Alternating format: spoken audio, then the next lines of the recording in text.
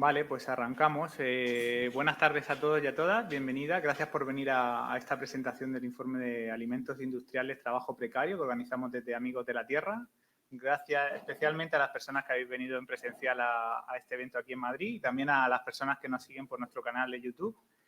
Invitar también, lo hago ahora a las personas que estéis aquí, cuando terminemos la presentación en la mesa redonda, a que podáis formular las preguntas que veáis pertinentes o los comentarios que queráis compartir con nosotras, y también hacerlo a las personas que están conectadas online, que puedan comentar a través de los canales para hacernos llegar sus opiniones o las preguntas que queráis trasladar a las personas que estarán en la mesa posteriormente a la presentación. Bien, pues como digo, presentamos un informe que hemos titulado Alimentos Industriales, Trabajo Precario, porque vemos, desde hace años, vemos que los medios de comunicación tienen mucha presencia, casos de explotación laboral en la actividad agraria en nuestro país y en la situación de los mataderos industriales en España. Ha sido una cuestión que ha tomado más relevancia en los 2 últimos años con la pandemia, donde aparecieron numerosos casos no solo de situaciones de explotación y abuso laboral, sino también de contagio de la enfermedad por las precarias condiciones laborales que tenían lugar. Al mismo tiempo, también vemos que la sociedad cada vez es más consciente de los enormes impactos medioambientales que genera la agricultura y la ganadería industrial, que en un contexto además de emergencia climática, donde se aceleran esos impactos y tienen terribles consecuencias también a nivel social.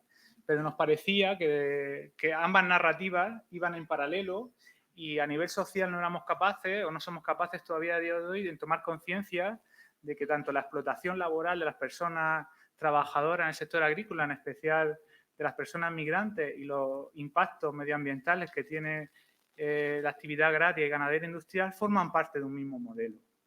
Y que para erradicar ambos impactos, tanto los medioambientales como los sociales, tenemos que ser conscientes del modelo y combatir ese modelo, ¿no?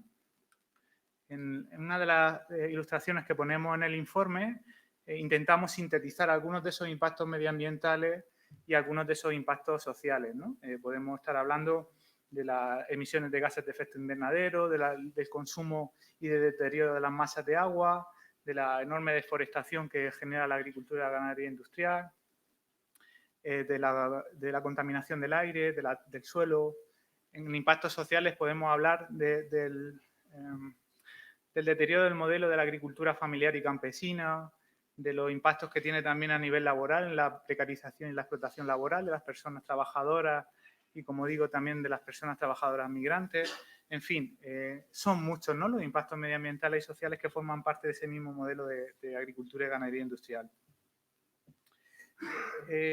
Esto, para que seamos conscientes, por ejemplo, de la evolución de cómo, por ejemplo, en impactos medioambientales, la evolución que ha habido en el último siglo, en el siglo XX, con respecto a la agricultura y la ganadería en nuestro país, pues desde si comparamos del principio del siglo XX, del principio de 1900 hasta nuestra actualidad, pues por ejemplo la agricultura emite 8 veces más gases de efecto invernadero que con respecto a 1900.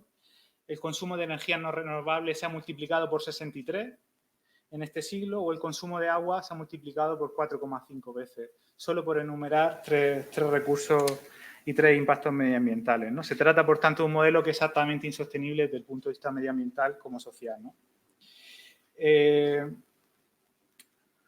A diferencia de este modelo, a diferencia de la agricultura y la ganadería industrial, pues el modelo de agricultura y ganadería campesina y familiar es muy diferente, ¿no? Porque es otro modelo, y ahora pasaré a explicar por qué. El modelo de agricultura y ganadería industrial implica la intensificación de la producción con el fin de obtener el mayor beneficio posible en el menor tiempo posible, ¿no? Y para ello se requiere una fuerza de trabajo que ejecute todas aquellas tareas que las máquinas actualmente no pueden ejecutar, ¿no? Como son trabajos que por su precisión o por el tipo o por las características del producto alimentario, por la delicadeza, por ejemplo, pues las máquinas no pueden ejecutar y se necesita mano de obra. A su vez, este modelo de agricultura y ganadería industrial se basa en la comercialización en escala global, fomentando la competición entre los diferentes enclaves productivos. con el fin de obtener una producción agroalimentaria con el menor coste posible. Y en ese coste posible, en ese menor coste posible, es donde entran los costes laborales, que en la mayor parte de los casos suponen los mayores costes de esa producción, y es en esa lógica de obtener los mayores beneficios posibles donde entra esa explotación, ese esquema productivo basado en la explotación laboral. Pues como decía, la lógica que ha encontrado este modelo industrial a nivel global radica en la explotación de la mano de obra de origen extranjero. Esto es una cuestión que no solo implica o redunda en el caso español, sino que es una tendencia global, ¿no? Aquí, según vemos en el informe, según datos de la OIT, pues actualmente hay más de 16 millones de personas, de las 200 millones de personas que actualmente migran a nivel mundial, que se dedican a trabajar en la agricultura y en la ganadería. Esta es una tendencia que se ve es más visible en aquellos países del norte global que lindan en frontera con países donde hay un desequilibrio social y económico, como puede ser, por ejemplo, el caso de España con la situación con Marruecos, o como puede ser en Estados Unidos con México, o en otros enclaves, pues como puede ser en Nueva Zelanda o Japón. Si vemos datos y comparativas de la Unión Europea, vemos, y figura también en el informe, que España está en el ranking de los países que más mano de obra migrante contrata en toda la Unión Europea. Estamos muy por encima de la media europea y muy por encima de otros países, como es el caso, por ejemplo, de Italia, que es otro gran productor agrario que contrata mucha mano de obra, de la cual también abusa, ¿no? Y una pregunta que suscita o que me suscitaba a la hora de elaborar esta presentación es, bueno, y bien, ¿y por qué? ¿Cómo hemos llegado a esta situación? ¿Cómo se ha impuesto este modelo agrario, ganadero, industrial en nuestro país, ¿no? ¿Cómo hemos llegado a este extremo de ser los líderes en la Unión Europea de contratación de mano de obra migrante? Pues bien, hasta finales de 1970, la agricultura en España era eminentemente familiar y campesina, que se componía mayoritariamente por pequeñas explotaciones que, como digo, la economía se basaba en el trabajo de tipo familiar, ¿no? Y el trabajo contratado era ocasional, ¿no? La integración de España en la Comunidad Europea y posteriormente en la Unión Europea supuso un cambio radical en este modelo que trajo profundos cambios políticos y económicos, que cambió radicalmente el modelo hacia que nos empujó no solo a un mercado común europeo, sino a una globalización neoliberal. Y esto tuvo implicaciones en la actividad agraria y en el sector rural en su conjunto, ¿no? Por ejemplo, si comparamos a principios del siglo XX, la población en España era eminentemente rural, había un 66% de población que vivía en entornos rurales, en municipios de menos de 10.000 habitantes, hasta llegar al 20% a la actualidad. Ha habido una desagrarización y desruralización de nuestra sociedad. Desde los años 1977 a 1986, por tener algún dato, el sector agrario perdió un 31% de renta agraria, que no pudo ser compensado por las ayudas agrícolas de la PAC cuando España se incorporó, y que supuso la expulsión de muchos pequeños productores y productoras del sector agrario que tuvieron que ir a buscar trabajo a la actividad del sector de servicios y el sector industrial. Y eso, como digo, pues supuso un abandono de las zonas rurales y de la actividad agraria, ¿no? No quiero... Uy, ¿he pasado aquí? Sí. No quiero profundizar, son datos y gráficas que tenéis en el informe, pero aquí se ve como a partir del año 1996, que España se incorpora en la Unión Europea y empezamos a recibir las ayudas de la PAC, el número de explotaciones, de las pequeñas explotaciones agrarias, desciende radicalmente, y de las medianas explotaciones, y cómo paulatinamente las grandes explotaciones agrarias van en aumento, ¿no? También es evidente que, como digo, esta situación no afectó a todas las explotaciones de la misma manera y tuvo una implicación peor para aquellas pequeñas explotaciones que no tenían mano de obra. Si vemos los datos que figuran en el informe, las grandes explotaciones agrícolas que tenían mano de obra contratada pudieron afrontar mucho mejor esta crisis y mantuvieron unos niveles de ingresos y de gastos de renta per cápita muy superiores a la media nacional y muy superiores a las pequeñas explotaciones de tipo familiar. Y se ve como la tendencia de convergencia entre las pequeñas explotaciones agrarias y los jornaleros sin tierra convergen en un momento dado y hacia una situación, lógicamente, de pérdida de renta y de poder adquisitivo, ¿no?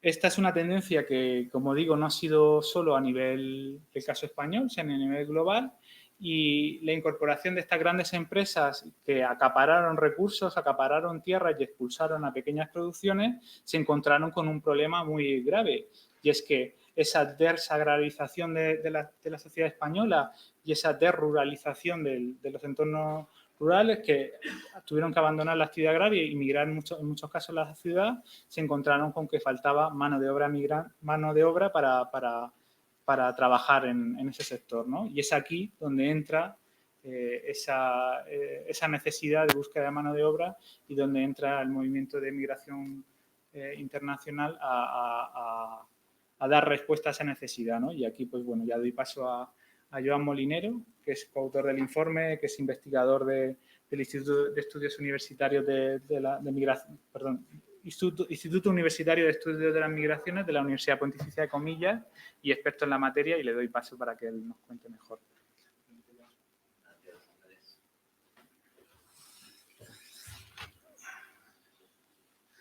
Muy bien, pues buenas tardes a todos y a todas. Estoy muy contento de estar aquí. Antes de nada, me gustaría agradecer a Amigos de la Tierra por haberme invitado no solo a este evento, obviamente, sino a redactar este informe, que para mí pues, es un lujo poder haber escrito, porque trata sobre una temática que llevo prácticamente una década trabajando. Estaba pensando un poco cómo organizar esta presentación, ¿no? Porque todo el mundo aquí tenéis el informe, ¿no? Lo vais a poder leer, entonces, más que repetir los contenidos, me gustaría hablar un poco de las ideas que tiene detrás, ¿no? Y que nos ha impulsado a escribirlo. Mi situación personal, yo empecé mi carrera doctoral, ¿no? Mi investigación doctoral en el sur de Italia. Tuve la oportunidad de ir a visitar los asentamientos donde trabajan los migrantes en la provincia de Salerno, en Piana del Sele. Y le comentaba a Seidú antes, hablando sobre la cuestión de cómo muchas veces hablamos de migraciones, de explotación, de trabajo laboral, pero hasta que uno no está ahí y no lo ve, no sabe realmente de qué está hablando, ¿no? Tiene que sentirlo en el cuerpo. Se trata casi de algo que hay que sentir y palpar para realmente entender, ¿no? Me golpeó ver una de las peores situaciones que jamás me había imaginado. Incluso he estado en países pues, muy desfavorecidos y no había visto situaciones de este tipo, ¿no? Entonces me fui interesando cada vez más por un sector, ¿no?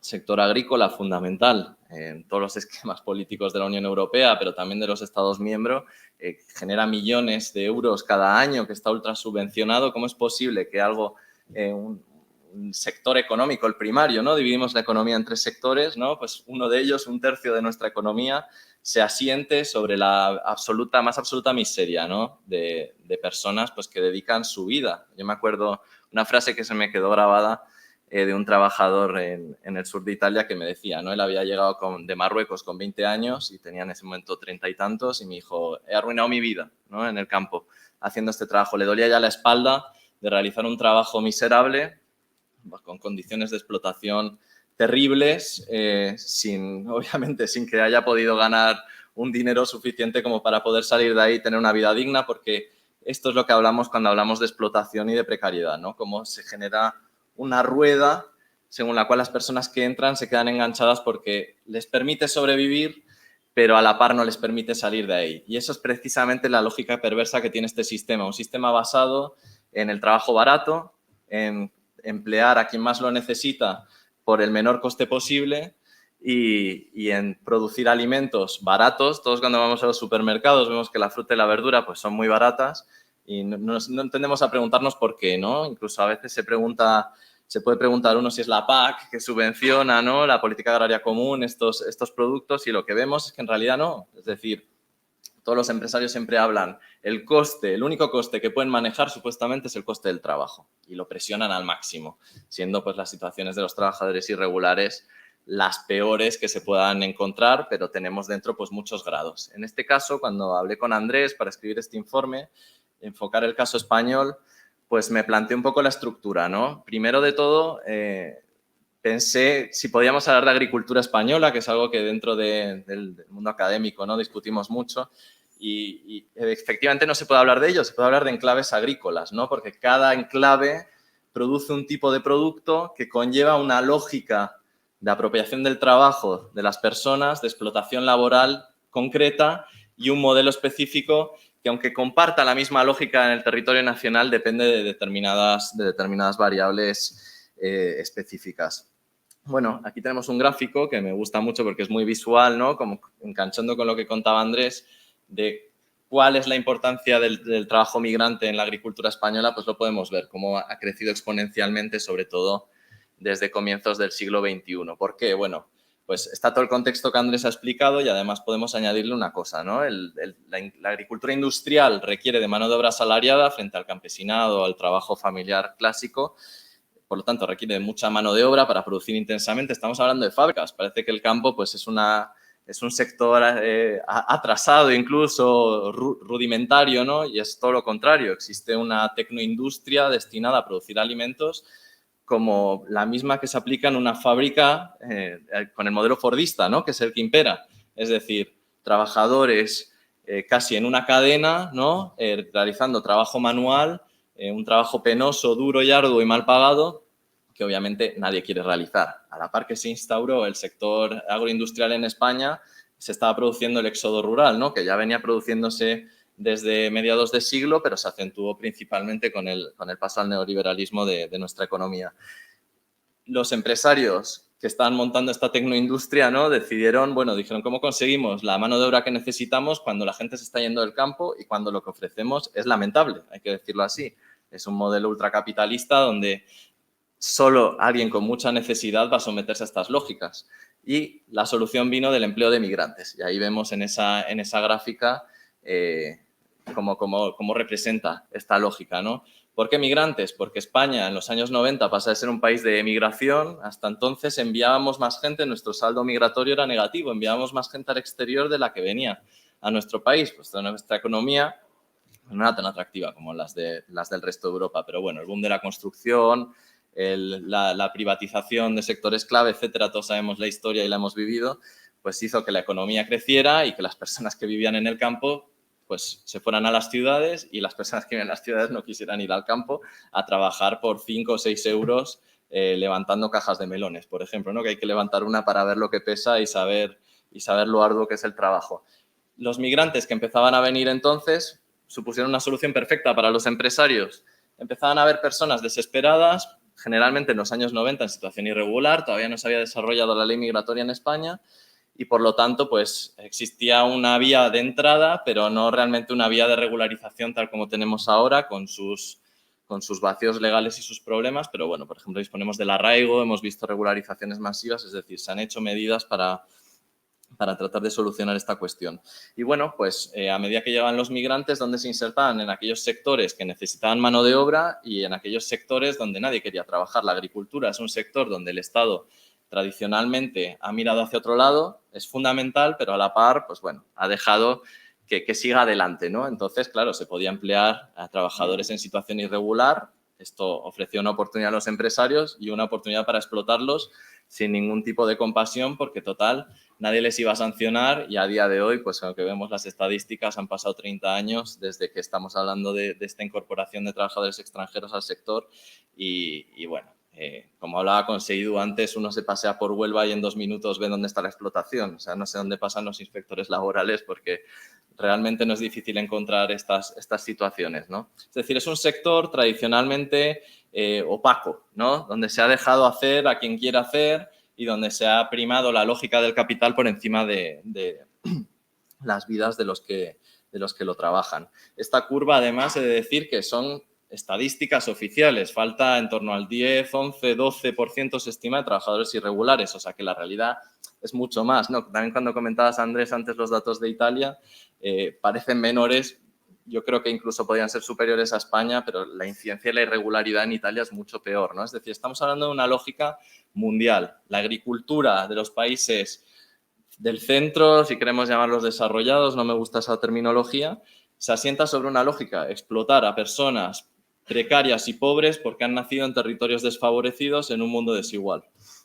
Y bueno, nosotros decidimos aquí en este informe hacer un estudio, mostrarlo, hacerlo público, aprovechar también una cierta ola que existe de conciencia, ¿no? Porque llevamos muchos trabajando en esto muchísimos años, pero no ha sido sino a raíz de la pandemia cuando de repente se ha empezado a hablar de, vaya, de repente hay que denominar quiénes son trabajadores esenciales, de quién dependemos para sobrevivir, y resulta que son los trabajadores agrícolas que 4 locos en la academia y en el tercer sector llevan denunciando desde hace décadas que están siendo explotados, pero nadie había prestado atención, ¿no? Ahora de repente son esenciales o críticos, como dijo la Unión Europea, y por lo tanto tenemos una oportunidad ahora que el foco se puso sobre esta realidad para poder incidir. Así que estoy muy contento de poder contribuir humildemente a este debate y a visibilizar esta situación.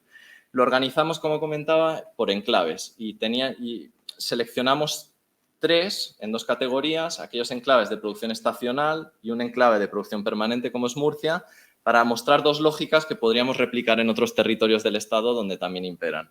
En Huelva y en Lleida, que son los territorios de producción estacional, vinimos a señalar cómo el hecho de que existan campañas cortas, acotadas en el tiempo, en Huelva más o menos va de enero a mayo, la temporada de la fresa, ¿no? Y en Lleida justo empieza en verano, ¿no? Empieza más o menos en mayo, junio y termina en torno a septiembre. Bueno, son periodos del año donde la agroindustria necesita una cantidad de mano de obra ingente y no la encuentra en el territorio, como hemos comentado, pero a la par necesita que esta mano de obra venga y se vaya, porque después ya no hay trabajo el resto del año, ¿no? Entonces, ¿cuál es la lógica que se desarrolló, ¿no? para poder conseguir esta mano de obra? Pues España, el Estado español, en connivencia con los empresarios, desarrolló un programa de migración temporal imitando el programa canadiense, que no fue el pionero, pero sí es el que sentó las formas de los programas modernos. Primero fue el bracero entre Estados Unidos y México. Y esto lo que permitió a los empresarios fue una solución perfecta para ellos. Puedo contratar en los países de la periferia directamente a esta mano de obra la cantidad de personas que necesite por el tiempo que necesite. Yo decido cuándo vienen, yo decido cuándo se van y lo mejor de todo, yo decido si vuelven, porque ahí es donde está la precariedad que denunciamos en este informe, ¿no? Una persona que viene de Marruecos o en este año ha empezado a venir de Honduras y de Ecuador, una persona que proteste, que diga, pues este trabajo es indigno, estoy trabajando más horas o no me has pagado las horas extra o me estás cobrando por un alojamiento que no me deberías cobrar, ¿no? Cuestiones que suceden a diario. El año siguiente no viene, el empresario dice, bueno, esta persona está protestando, no le vuelvo a traer. Y esa es la lógica que impera en los enclaves estacionales y en la que nos concentramos aquí, en señalar lo que llamamos precariedad circulatoria, ¿no? Es decir, un sistema que alimenta que las personas vengan, personas pobres, porque hay que decirlo, es un programa que se alimenta de la pobreza, va a buscar a personas en lugares deprimidos, donde no hay ofertas de trabajo apenas. Por ejemplo, en el caso de Marruecos traen a mujeres, ¿no? Establece y asienta una división sexual y étnica del trabajo con perfiles concretos, mujeres que tengan hijos, que estén casadas, porque saben que van a volver, porque la gran molestia para el Estado es que las personas se queden y se conviertan en irregulares. Y para los empresarios lo que les interesa es que funcione y que vengan y vuelvan, ¿no? En esta circularidad repetida todos los años. Bueno, pues al final tenemos un programa que lo que hace es traer todos los años a un número determinado, cada año ha ido variando, ahora estamos en torno a las 15.000 personas más o menos, trayendo mujeres que saben pues que no van a protestar, porque si protestan no vuelven a la siguiente campaña, y no solo eso, sino que se van, les dicen que ya no, por razones técnicas y productivas ya no es necesario que sigan trabajando y se les deporta, porque es una deportación al fin y al cabo.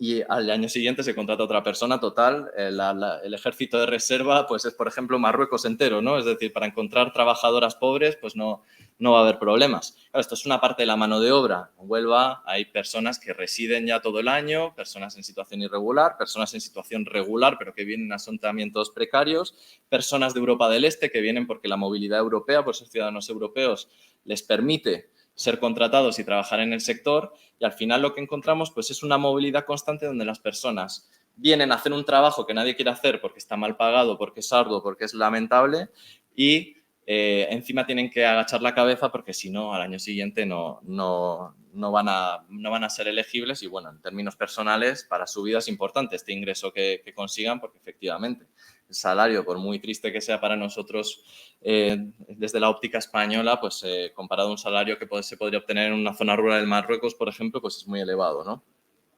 Entonces, esto sería una parte. Otro enclave que seleccionamos, como comentaba, era Murcia, un enclave donde se produce todo el año. A diferencia de Huelva y Lleida, la agroindustria es tan amplia que existen, además de los productos que se producen ahí, no es como la fresa, ¿no? que se produce durante pocos meses al año, sino que se producen tomates, pimientos, en fin, cuestiones que se pueden producir todo el año. Pero además hay una gran variedad, no es un enclave especializado en un tipo de producto, no es un monocultivo, y por lo tanto existen oportunidades para las personas que residen ahí de trabajar todo el año, encontrar trabajo. Entonces, lo que vemos ahí, a diferencia de Huelva, no es la circulación constante, sino es un asentamiento, la gente reside, hace su vida ahí, pero bajo condiciones de precariedad. ¿Cómo se manifiesta la precariedad y esta docilidad de la que hablamos en Huelva? Pues a través de las empresas de trabajo temporal. Si en los años 90 existía la figura del furgonetero, y todos recordaremos, ¿no? Las personas en las plazas a las 5 de la mañana esperando a que pase una furgoneta a ver si les da trabajo, eso sigue pasando todavía en Murcia, solo que no es lo más común porque se ha sustituido por una figura legal, que es la de la empresa de trabajo temporal. Al fin y al cabo es la misma lógica que en Huelva. Las personas son contratadas por días concretos, por una semana, en función de las necesidades productivas, y cuando han hecho el trabajo se acaba el contrato, lo que nos da situaciones de personas que pueden llegar a encadenar hasta 30 contratos en un año. Claro, estos contratos, ¿qué hacen? Primero, son mal pagados, obviamente, como en todo el sector, y segundo, lo que hace es que las personas dependan de ir encadenando y estén sometidos a una constante lógica, primero de aceptación, y otra vez estamos hablando de docilidad, si protestan no son contratados, y una precariedad establecida, ¿no? Entonces hablamos de precariedad circulatoria y precariedad establecida. Estas lógicas no se limitan al sector agrícola, también permean a otros sectores, y en este caso hablamos también del sector cárnico. Incluimos un caso en el estudio, en el informe, sobre los mataderos, que como hemos visto a través de las noticias también replican la misma lógica, aunque con variaciones, ¿no? Aquí son muy creativos los empresarios según qué sector y qué enclave. Y bueno, pues en el caso de la carne, lo que hemos encontrado son falsas cooperativas que consideran como autónomos, son falsos autónomos a los trabajadores migrantes para lo mismo, para pagarles por días, para pagarles salarios indecentes y encima no hacerse cargo de la seguridad social de los costes del trabajo, ¿no? Al fin y al cabo, si nos quitamos un poco el folclore, por así decir, de estos casos y miramos a la tensión capital-trabajo, encontramos la misma lógica, ¿no? Una lógica productivista donde sectores que generan millones de euros al año se basan en exprimir al máximo a los trabajadores, sacándoles hasta el último céntimo, pagando salarios de miseria, ¿no?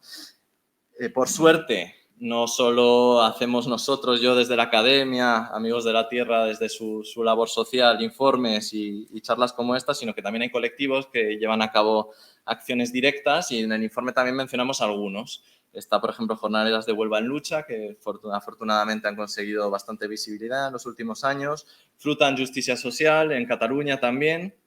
Un poco siguen la misma lógica. Carnes en Utah para los mataderos, pero bueno, podríamos hablar de muchos más, como Asnuci en Huelva, como Alafa, el Sindicato de Trabajadores Marroquíes en Murcia, por ejemplo, o incluso el movimiento de regularización, ya que es un movimiento transversal y que abarca pues, en numerosos sectores, ¿no? En fin, lo voy a dejar aquí. Esta era la idea principal que queríamos transmitir. Esperamos que os guste el informe y nada, espero con ganas escuchar el interesante debate que se va a producir. Muchas gracias.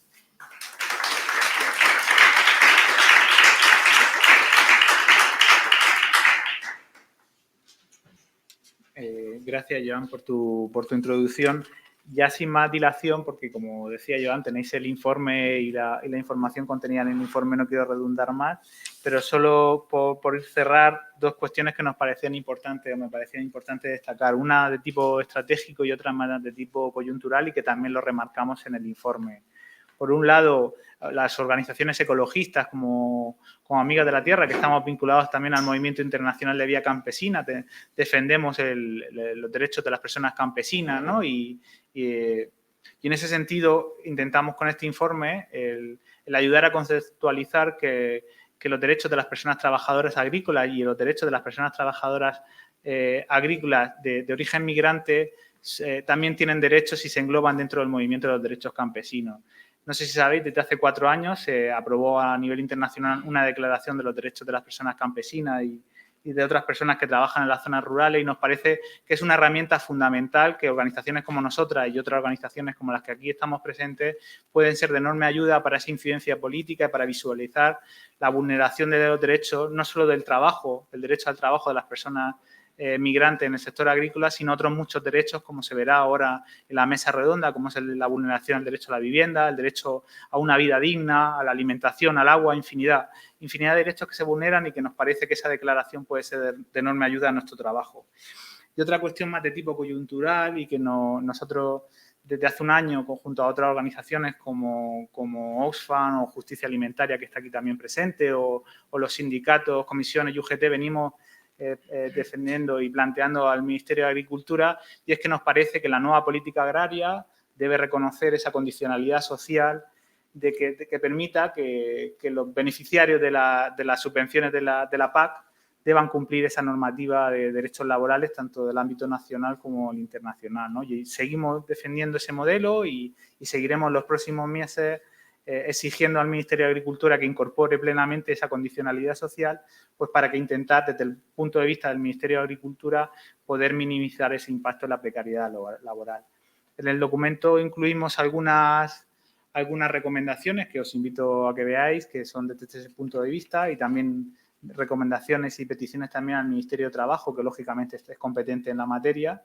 Y nada, y por último no me gustaría terminar pues recordando que, bueno, este informe está dedicado a Eleazar Bladón, que fue un trabajador migrante de origen nicaragüense que falleció en el año 2020 por la explotación laboral en Lorca. Una persona que desfalleció en el campo después de recoger melones, ¿no? En ese esfuerzo que decía Joan de la actividad agraria, y que fue abandonado en la puerta del centro de salud. Y bueno, hablamos de Eleazar, pero podríamos hablar de innumerables número de personas que ven en la actividad agraria una posible solución de salida para su necesidad económica y social, y que en cambio pues se encuentran abandono y explotación laboral, ¿no? Lo veremos ahora en la mesa de debate con personas que lo sufren y lo viven directamente y que trabajan directamente con personas como Eleazar. Y nada, pues sin más doy paso a Blanca Ruibal, que es coordinadora de Amigos de la Tierra y la persona que va a moderar la mesa. Gracias. Sí, ya te dejo a ti que presentes. Sí, presento desde aquí. Como quieras. Vale, bueno, yo contaba con que nos sentásemos ya, pero presento a las personas que van a participar en la mesa redonda. Contamos con Seydou Diop, que es jornalero de Huelva, es miembro de la Asociación de Nuevos Ciudadanos por la Interculturalidad y portavoz de la campaña Regularización Ya. Y también tenemos con nosotras a Adolfina Contreras, viene de Honduras, presente, gracias. Te invito a venir aquí a sentarte en la mesa, que no hay mesa. Adolfina viene de Choluteca, que es el sur de Honduras. Forma parte de ese territorio de lo que se llama el Corredor Seco Centroamericano, que es una de las zonas del mundo más afectadas por el cambio climático. Y nos contará un poco cuál es la situación hondureña para entender qué impulsa a la gente a salir de su país, a aceptar condiciones como las que hemos escuchado, ¿no? Tenemos a Sonia Díaz Zapata, de Oxfam. Es integrante del equipo de desigualdad cero de Oxfam Intermón en Andalucía y han trabajado particularmente el caso de las jornaleras en Huelva. Y por último, Javier Guzmán es director de Justicia Alimentaria, una organización de cooperación y desarrollo que también tiene un fuerte trabajo desde hace muchos años de denuncia aquí sobre algunos de los impactos en la salud, en el medio ambiente, también en las condiciones laborales del sistema agroalimentario industrial. ¿Tengo silla? Sí.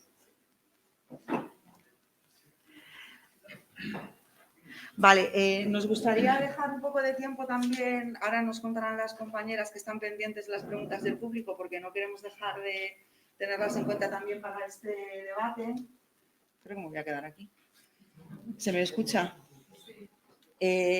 Vale, pero bueno, por supuesto queremos introducir esta mesa redonda con algunas preguntas para los participantes. Si os parece, podemos empezar por Seydou, que, bueno, ya hemos dicho que él es jornalero en micro. Perfecto. ¿Todo el mundo tiene un micro? Ese para ti, Seydou. Ah, genial, vale, pues te dejo el sitio. Bueno, Seidú nos va a contar cuál es la situación realmente que están viviendo los trabajadores en la recogida de frutos rojos, especialmente en Huelva. Nos va a enseñar algunas fotos, especialmente del problema de la vivienda, y a mí me gustaría preguntarte también cuáles son los impedimentos que encontráis para sumar a más gente a la lucha, a que se organicen para reivindicar sus derechos. Te dejo el espacio. Muy buenas tardes a todos y todas. Y muchas gracias, la verdad, a amigos de la tierra por invitarme a ese día tan importante a compartir mi conocimiento y lo que he vivido en primera persona al respecto de los jornaleros en la provincia de Huelva. Bueno, hoy en día, si nos ponemos a hablar de la circunstancia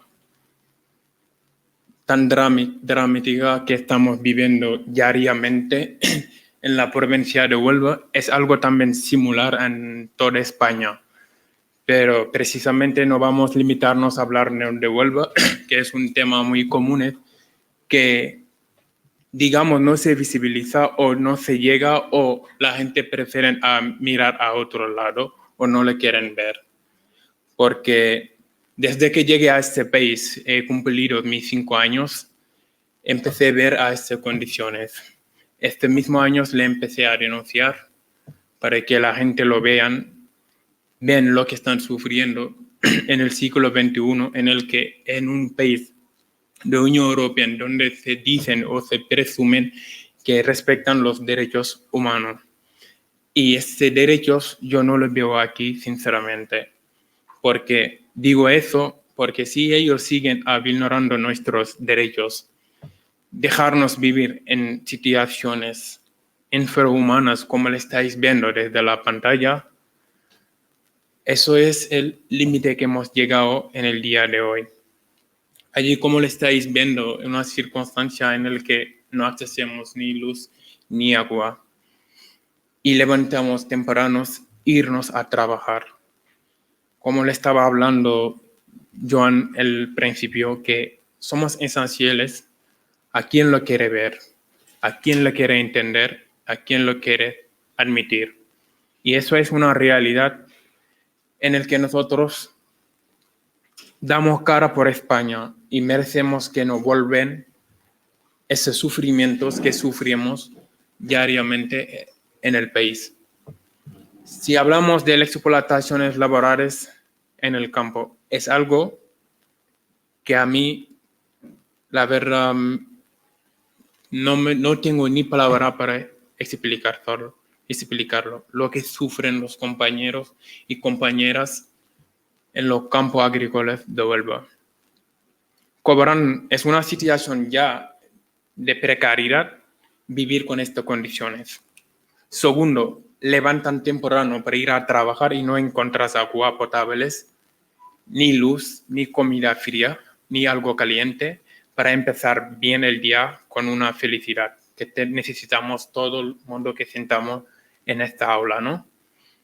E incluso llegar al campo con una situación tremenda, los jefes detrás tuyo te molestan, te dicen palabras brotas, te faltan respeto, no te dignifican, no te respetan las horas laborales que te corresponde. El convenio laboral que hay en la provincia de Huelva es el peor en toda España. Cobramos salario miserable y estamos haciendo un trabajo en el que nadie quiere. Muchos de mis compañeros suelen decir que los españoles no les gustan trabajar el campo. Yo digo no. Los españoles les gustan trabajar el campo, pero lo que no están dispuestos a los españoles que les explotan, porque ellos no tienen estas necesidades. Y contrario a nosotros, en nuestras necesidades nos impiden aguantarlo y entregarlo, sufriendo y aguantar para ganar nuestra vida de manera dignamente. No somos delincuentes ni somos violentos. Somos personas con carne y hueso, cruzando las Mediterráneas, pensando en nuestra vida va mejor a un país que se llaman países de derechos humanos. Pero no era el caso, desgraciadamente. Y tenemos que ser muy pacientes para aguantar todo eso, lo que estáis viendo. Llegar al campo, recogiendo unas frutas con productos químicos fumigándose en el campo y tú tienes que engancharse recogiendo la fruta roja. Estamos sufriendo dobles explotaciones laborales porque nuestra vida en el futuro no puede generalizar muchas enfermedades, porque los productos químicos tienen sus consecuencias nefastas. Eso todo el mundo lo sabemos, se puede generalizar muchísimas cosas. Y respirando estos, sobre todo nosotros que estamos debajo de plásticos, en el que la lluvia no cae porque la hora de regar se rega desde abajo. Y como que con los hojas y todo eso no le mojan ni nada. Y eso tiene sus impactos negativos que no generalizar muchísimas enfermedades. Y en el día de hoy, nadie no le importa porque nosotros somos ciudadanías secundarias, que somos pobres, no tenemos absolutamente derechos porque están consentiendo, dejando pasar y ignorando nuestros derechos. Lo que ves son productos, miras los grafas que tenemos aquí, son grafas químicas en el que después de fumigar los campos, la gente lo tiran y luego la gente lo cogen y lo reutilizan de nuevo, limpiándolo. Un producto químico, ¿quién lo puede limpiar? Con un agua donde tú no tienes agua, lo limpian y después lo utilizan para cocinar y todo eso. Y esa es una realidad que estamos viviendo diariamente. Y me llama mucho la atención si los periodistas no cogen estas informaciones, ponerlas en marcha diariamente en las televisiones españolas. Pero van a África y van a pillar los lugares más pobreza, hacen documentales y lo visibilizan y dicen que África es así. Igualmente, yo en primera persona, donde he vivido eso es eso. En este país que yo he vivido lo que es hambre. Yo nunca pasé hambre, nunca he dormido en este caso. En mi país de origen vivía de una manera dignamente. Me he sorprendido mucho cuando llegué aquí, me encontré en estas circunstancias en las que yo tenía que aguantarlo, vivirlo, siendo inmigrantes irregular y tengo que aguantar todo esto en un país en el que no me quieren ver, no me respetan mis derechos y no me tratan como seres humanos porque soy negro, porque he venido de otros países. ¿Por qué no hablo el mismo idioma? ¿Por qué? ¿Por qué? Hay muchas razones que justificar nuestra vulneración de los derechos. Y de eso no se puede salir en la luz pública. ¿Por qué? Porque mucha gente no van a denunciarlo.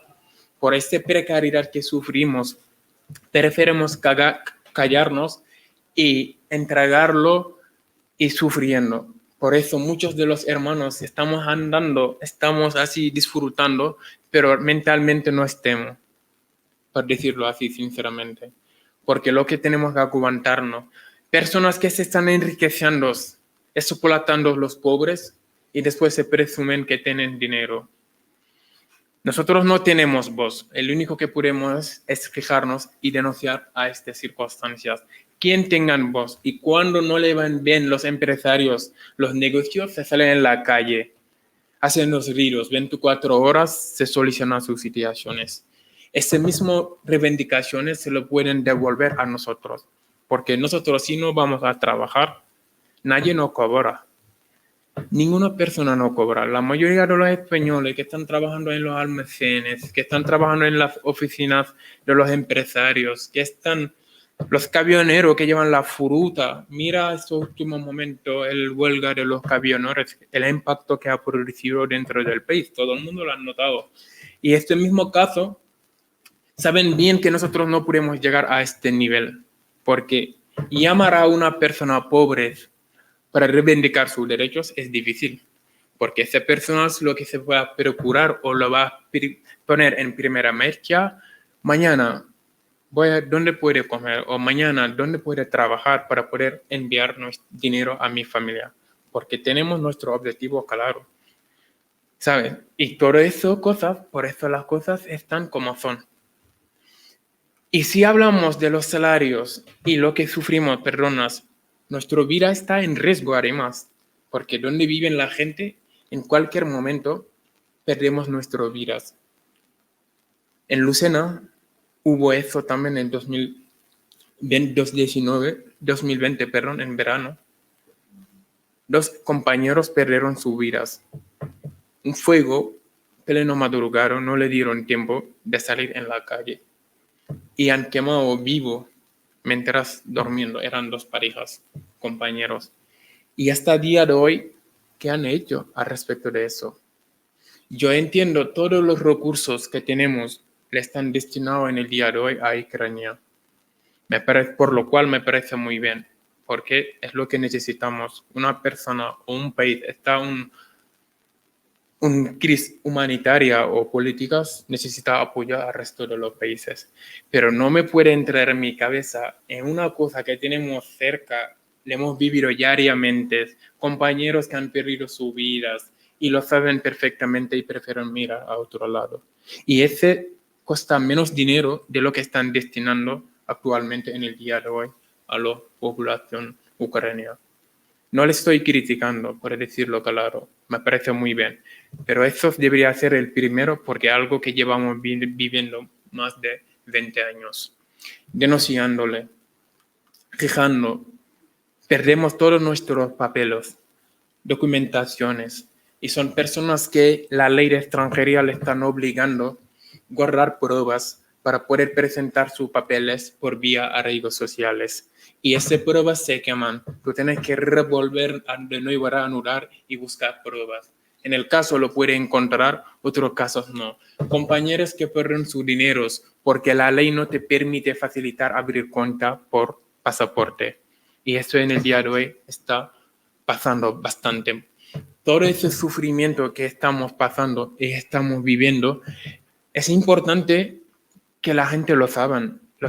Es que ¿de qué nos sirve si queda allí? ¿De qué nos sirve simplemente repetirnos lo que tenemos o lo que tenemos que decir o lo que tenemos que hablar? No nos puede llevar eso en ningún lado. Estamos en el siglo XXI y España tiene que tomar medidas inmediatamente a enfrentar a estas realidades, erradicarlo de manera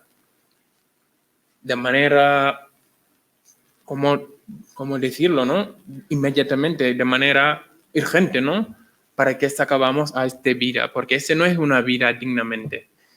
Porque mira la sanidad que tenemos alrededor, basuras que no alrededor. Yo le he vivido eso en primera persona cuando llegué en España, en Huelva, en 2017. Yo sé lo que es vivir en unos asentamientos, sé lo que estamos sufriendo. Cuando llegué aquí anoche, mi primer noche, tiré una semana sin poder cerrar los ojos. ¿Por qué? No lo conozco. Es algo desconocido y no era inesperable. Perdí todas mis experiencias y tengo que ser muy fuerte, muy valientes para llegar donde estoy actualmente. Y pasa a mucha gente. Si una persona no puede entender eso hasta que tú no estás en el pie de la situación, como lo había mencionado Joan en esos casos. Porque es muy fácil de hablar, es muy fácil de decir, ¿dónde están los políticos? Eso yo no lo entiendo. ¿Por qué la gente así? ¿Por qué la gente así? Y tú que estás sentado en tu salón, viendo esto en las noticias, ¿a quién está aquí en esta sala me puede decir, se puede levantar un día de los 24 horas, beber o comer, no beber o no comer algo que no lo han recogido los inmigrantes? Que nadie. Con al menos merecemos un respeto y no dignifican nuestros derechos, lo que nos corresponde. No le estamos pidiendo nada, caridad ni nada. Lo único que estamos pidiendo es una justicia social, porque eso se tiene que acabar. No podemos seguir así, siempre lo mismo. Mira cómo están fumigando los árboles de naranjas, al menos mejor, porque si los fumigan, ya viene la lluvia, se cae encima y puede ser, hay menos riesgo. Pero lo que están debajo de los plásticos son peores. Y no hay derechos, no hay vivienda. Y no hay vivienda, es verdad que hay mucha demanda de trabajo y poca alternativa habitacional. Eso es una realidad, tenemos que ponerlo sobre la mesa. Pero la vivienda no se cae del aire. La vivienda se crea. Hay muchas soluciones que están sobre la mesa para acabarnos a estas realidades.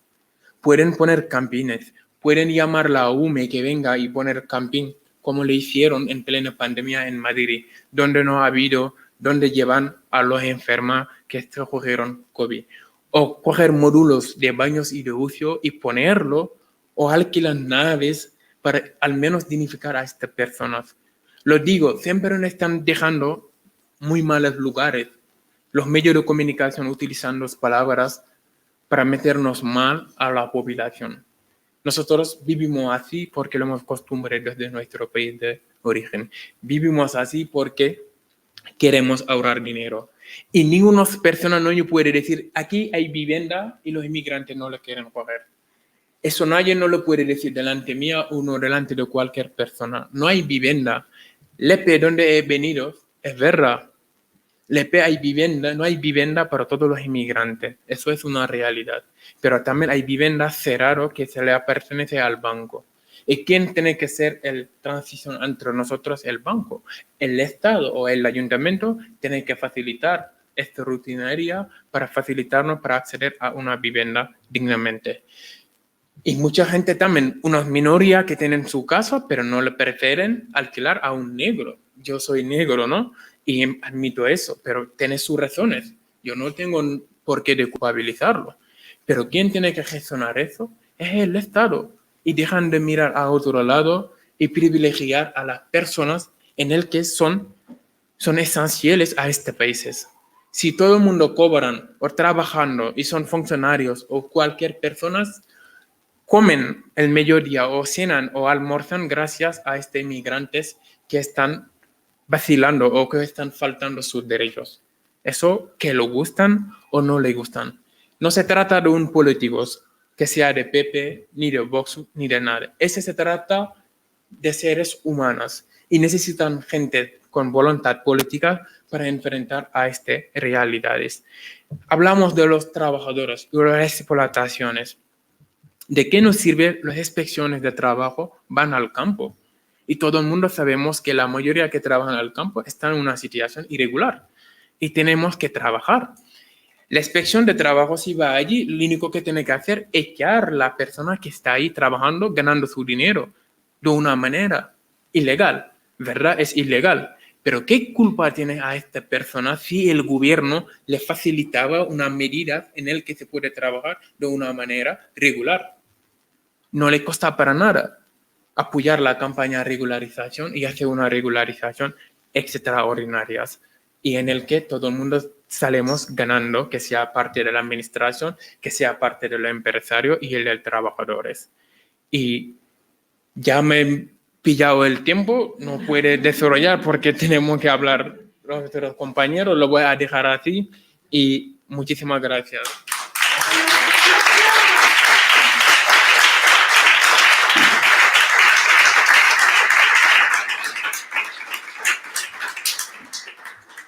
Muchas gracias, Seydou, por tu intervención. Creo que después de haber conocido los informes, las causas, etcétera, tener este testimonio en primera persona de lo que está sucediendo ahí y las imágenes tan impresionantes, ¿no?, del problema habitacional, de verdad, muy agradecidas y muy valioso tu testimonio. Contamos ahora con Adolfina, con la que nos va a contar un poco cuál es la situación en Honduras, que, como sabéis, está afectada, además de como el cambio climático que ya he dicho, por un proceso extractivista en el que multitud de empresas multinacionales van allí a disponer de alguna manera de los recursos naturales, ¿no? Este proceso extractivista, que siempre se habla en cuanto a los recursos naturales, también se da un extractivismo humano, ¿no? Muchísimas personas en Honduras emigran cada año.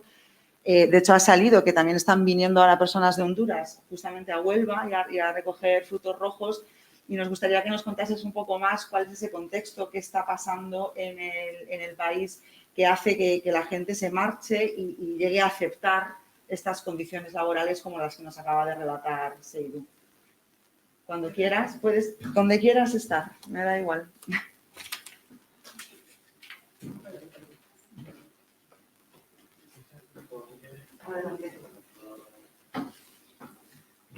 Muy buenas tardes, ¿verdad? Pues es de gran gozo, alegría estar aquí, poder escuchar las experiencias, ¿verdad? De los participantes y también poder apreciar que ustedes están atentos a escuchar, ¿verdad? Nuestras narraciones.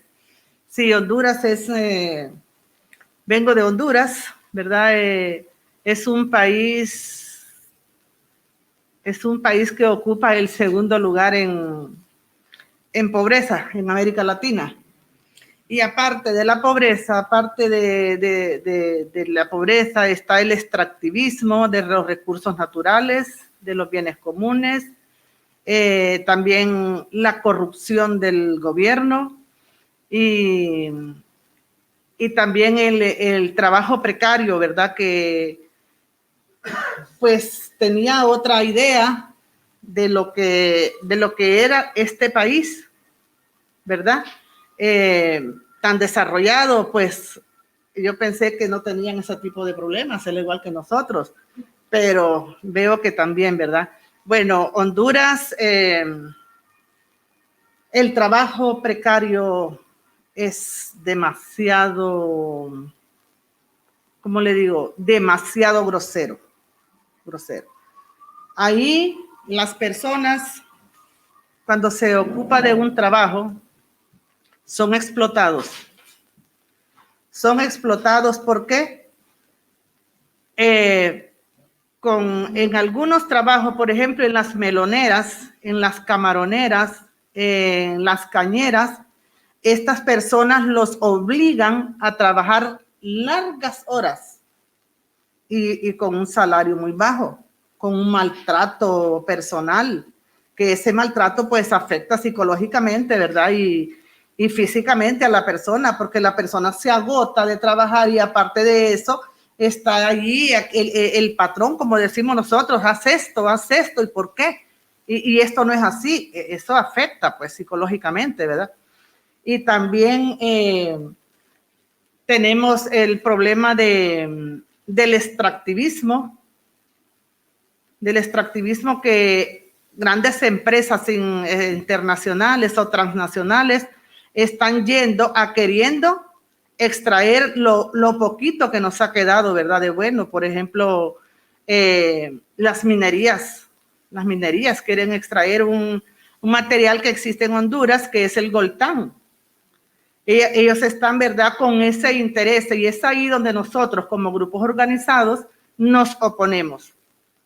Y en Honduras, defender los derechos humanos, defender los bienes comunes es un delito. Si ustedes ya se dan cuenta, ¿verdad?, de la muerte de muchos ambientalistas. Por ejemplo, el más sonado fue Berta Cáceres, una mujer luchona, una mujer que defendía el medio ambiente y pagó con su vida. Entonces nosotros como grupos estamos ahí haciéndole frente, ¿verdad? Estamos ahí haciéndole frente y confiando en nosotros mismos, porque nosotros protección del Estado, el gobierno no tenemos. Sí, más bien ellos son gobiernos represores, son autoridades represoras. Nosotros nos vamos a la calle, queremos manifestarnos en contra de lo que están haciendo, nos toletean, nos gasean, y compañeros que ya han muerto ahí en la calle, ¿verdad? De repente, pues, les dio un infarto por la presión, ¿verdad?, que hay. Entonces, eso es lo que se está viviendo en nuestros países. Y en nuestro país, y como digo, pues, Honduras es un país, podría decir que es rico, pero esa riqueza está en manos de unas 4 familias poderosas, y ellas son las que toman el control. ¿Verdad?, de lo que hay en Honduras. Por ejemplo, lo de las,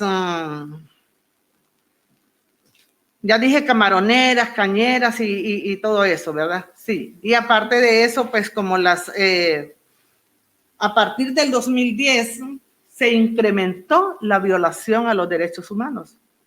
a la criminalidad organizada,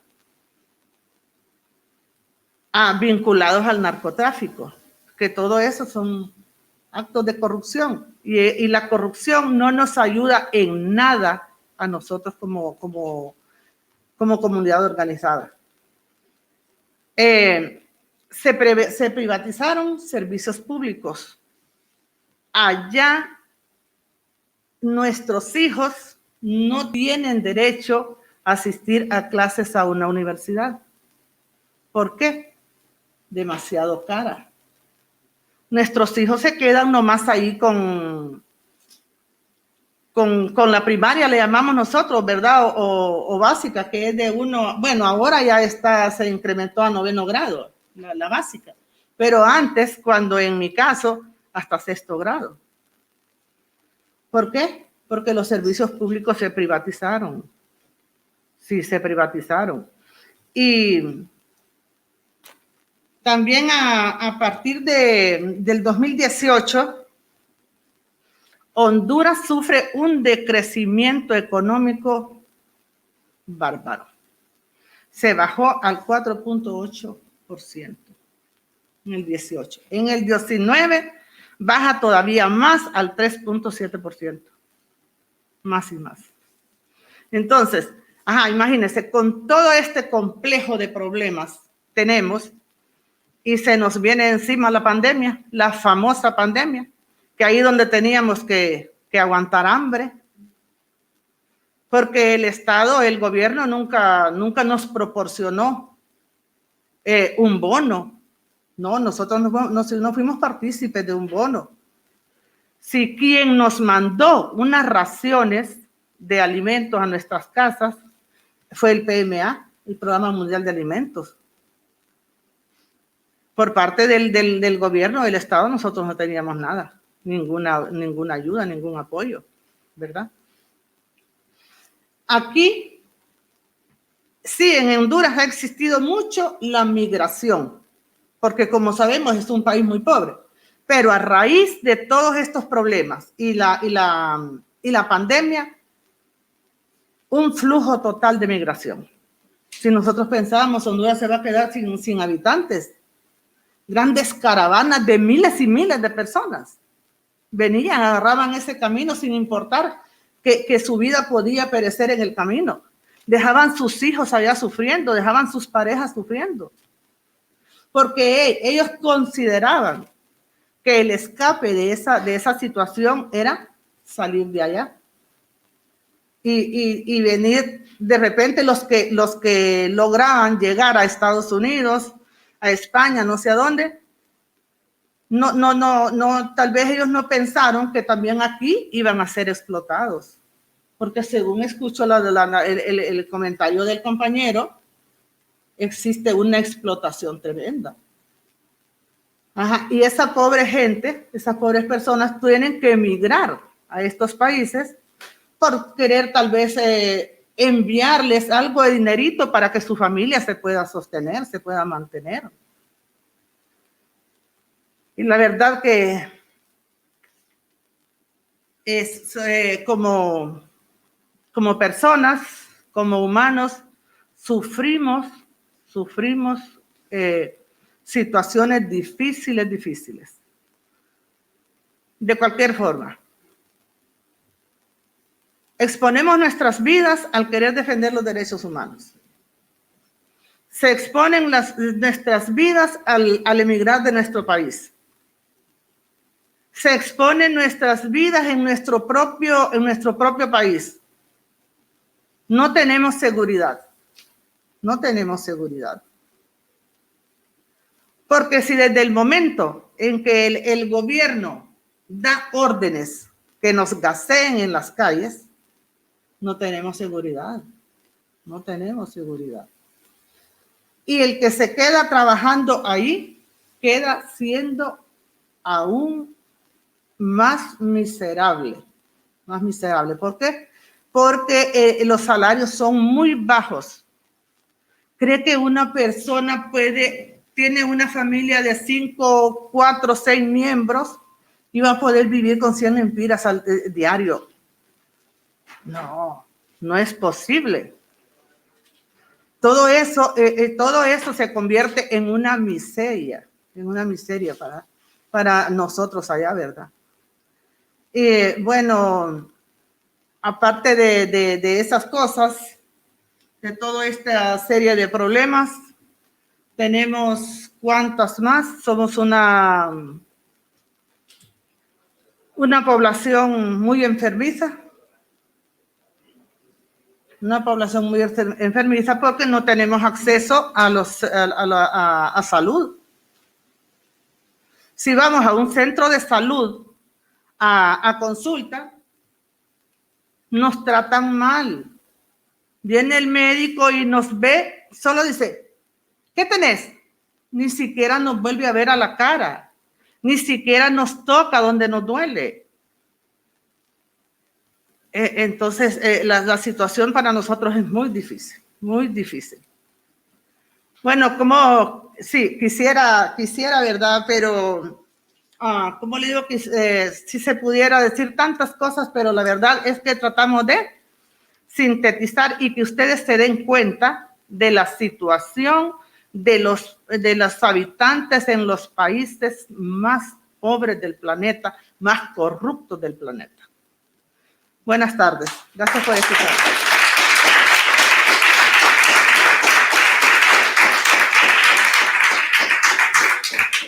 Muchas gracias, Adolfina, también por la valentía de arriesgar la vida de esa manera, ¿no? Por defender el territorio, por defender los derechos humanos en Honduras. Pasamos ahora la palabra a Sonia Díaz. Oxfam se ha implicado bastante en la situación en Huelva, también implicándose en el país de origen, Marruecos en este caso. Y bueno, creo que es bastante conocido que, en particular en la situación de Huelva, las protagonistas han sido en gran parte mujeres, ¿no? Y algo se ha mencionado a lo largo del informe y tal. Es un hecho que hay un sesgo de género y que las mujeres sufren especialmente todos los abusos y la situación de explotación laboral. Nos gustaría, Sonia, que nos contases más sobre el trabajo de Oxfam en este sentido y si nos puedes dar más información de cuál es ese diferente impacto que hay sobre las mujeres en este contexto que estamos hablando de explotación generalizada.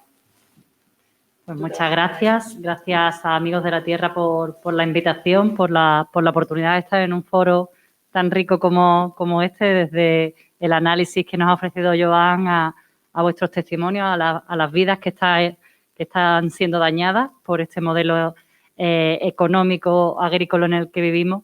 Y sí, lo decías de por qué nos acercamos a este sector y cómo una organización de justicia social hemos llegado a entender que aquí hay una defensa de derechos humanos a la que sumarnos y a la que contribuir.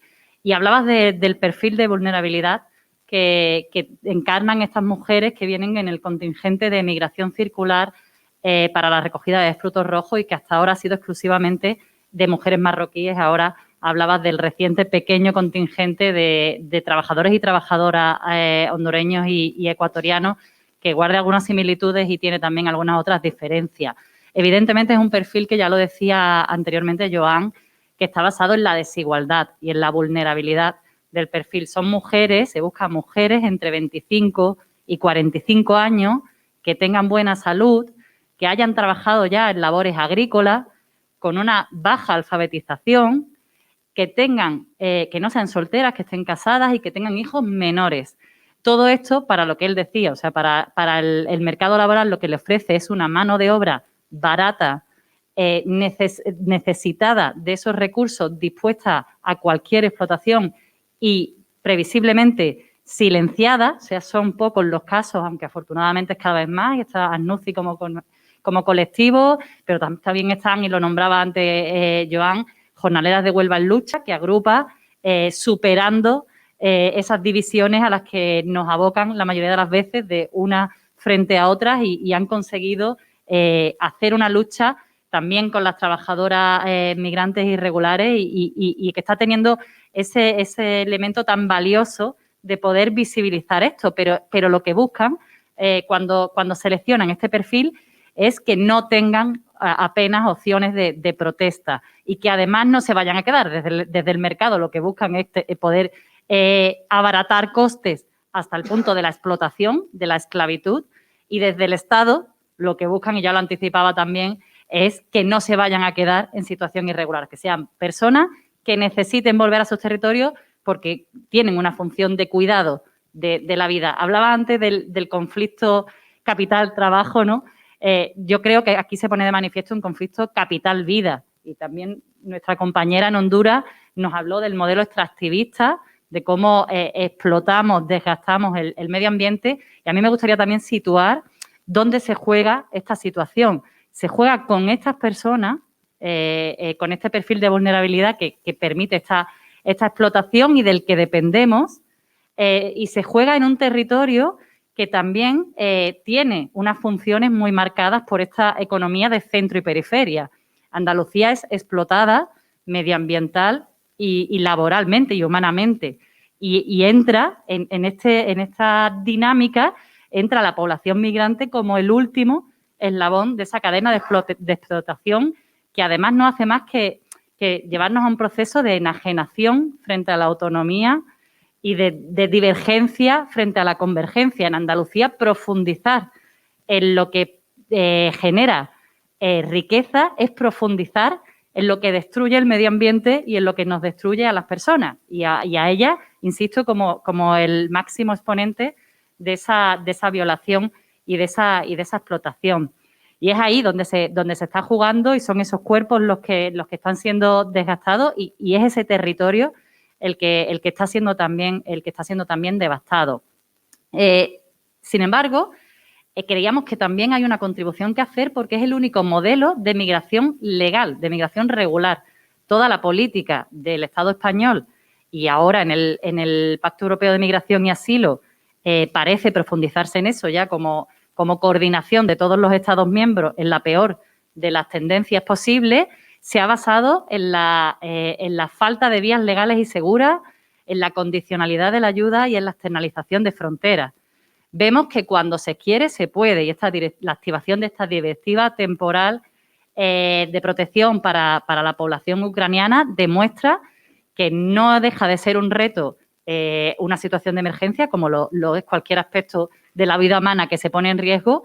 Sin embargo, es posible atenderlo y se pueden articular normativas y se pueden disponer de recursos cuando hay esa voluntad política. Sin embargo, a otras personas se les está haciendo presentar esas 500.000 firmas del Movimiento de Regularización Ya, de la Iniciativa Legislativa Popular, siquiera para que pueda ser tratado en el ámbito que corresponde. Cuando bien lo decían, ha habido procesos de regularización, también lo nombró Joan, extraordinarios, con los dos gobiernos que ha habido hasta el momento, popular y socialista, y a nivel de la Unión Europea ha habido 17 procesos de regularización extraordinaria, con lo cual esto es más que posible y es necesaria que esa voluntad política y que ese lema que se hizo de trabajadores esenciales sean esenciales, pero con derecho. Evidentemente, ninguna de nuestras vidas se sostiene en este conflicto capital-vida sin la materia prima básica y sin los cuidados. Y ninguna de las dos cosas la estamos atendiendo, y las dos pasan por la población migrante. Nosotras, la manera en la que hemos venido apareciendo en Huelva a escuchar qué ocurre, quiénes están, qué análisis hacen de necesidades, en qué lucha podemos contribuir, ha sido desde la otra orilla, desde nuestro antecedente en la otra orilla. Veníamos viviendo un proceso similar de conocimiento y de acompañamiento, de ponernos a disposición en Marruecos, con mujeres trabajadoras de las fresas en Marruecos, donde por más de una década lo que aprendimos es la necesidad de generar espacios multiactor. O sea, poner en comunicación, facilitar que se puedan poner en comunicación todos los eslabones implicados en la cadena, desde supermercados a importadoras, distribuidoras, productoras, transportistas, hasta las propias trabajadoras. Algunos de los logros en esa intervención que se ha venido haciendo de manera sostenida en el norte de Marruecos, pues ha sido el que puedan tener regularizada su situación, o sea que no es un fenómeno exclusivamente de este lado, sino que allí también las trabajadoras estaban sin carta de identidad, sin DNI, podríamos decir, que puedan tener acceso a la seguridad social, que vean protegida su salud en el entorno laboral, lo han nombrado mucho, compañeros, y que también en los medios de transporte él hablaba de la situación de habitabilidad y las infradomicilios, no se le puede llamar ni domicilio, Y no solo ocurre en la no vivienda, sino también en qué te lleva hasta el empleo. Allí yo soy de Sevilla, a escasos 90 kilómetros de estas zonas de trabajo, que habitualmente la población local las utilizamos para ir a disfrutar de su medio ambiente, de su costa, de sus paisajes, y vemos constantemente por las carreteras que las personas trabajadoras de estos emplazamientos se desplazan en bicicletas, que no tienen previsto cuál es la movilidad, que evidentemente no podemos convivir porque no estamos en los mismos espacios, o sea, no compartimos lugares, están los territorios donde hay domicilio y los territorios donde hay chabolas y que sufren esos incendios. Y estos son algunos de los logros y la manera en la que se consiguió un proceso así que terminó afectando a la reputación de los propios supermercados y de todos los intermediarios y que supuso un estímulo. Desde ahí y en el contexto de abusos que se denunciaron hace ya 4 años, ¿no? En el contexto de Huelva, nos aproximamos un poco a conocer qué estaba ocurriendo y qué podía estar faltando y si teníamos algún papel que hacer, y la gente que ya está autoorganizada nos pedía acompañarlas en algo.